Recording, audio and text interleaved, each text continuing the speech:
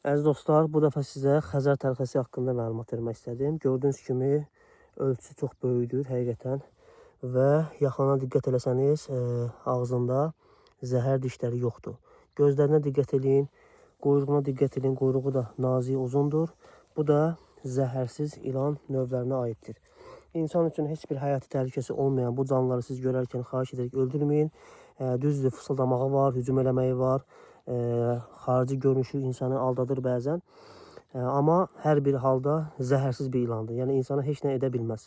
Tutmağımın səbəbi budur ki, tutarkən yuvasına girirdi, əsəbləşmişdi deyə, dişləməsin deyə mən belə tutmuşam. Amma ağzını açıb, gördüyünüz kimi tam şəkildə ağzını göstərim sizə.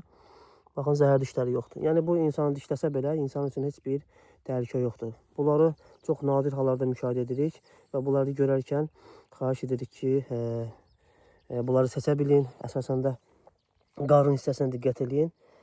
Qarın və başına diqqət edin. Bəli.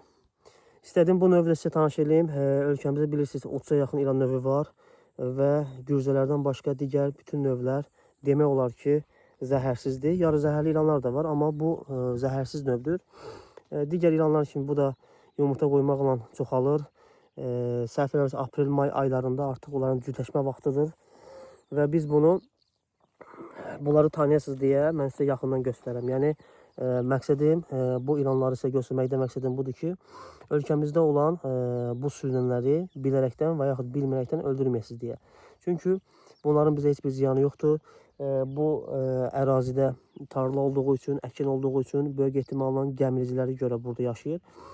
Əsas ovları da elə gəmiricilərdir və biz bu ilanları məhv eləməklə təbiətə, ekosistemə, təbiətin o möhtəşəm zəncirinə zərbə vururuq. Ona görə yəni bizlə işi yoxdursa və yaxud səhvən bizim ərazimizə giribsə, onu ancaq oradan uzaqlaşdıra bilərik.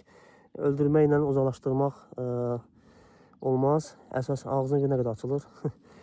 Öldürməklə uzaqlaşdırmaq olmaz. Çünki biz insanıq, bütün canlıları qorumağa çalışmalıyıq. Bəli dostlar, bilirəm qorxulu görsənir, başa düşürəm sizi. Ölçüsü də çox böyükdür. Əlimdə olanın ölçüsü təxminən 1 metr yarımdır. Amma daha bundan böyüklərini də görə bilərsiniz. Mən ilk dəfədir Xəzər təlxəsini görürəm. Bəs siz necə bugünə kimi Xəzər təlxəsini heç görmüşdünüz yaxından?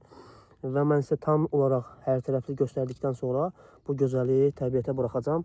Xahiş edirəm, bunları görərkən öldürməyin.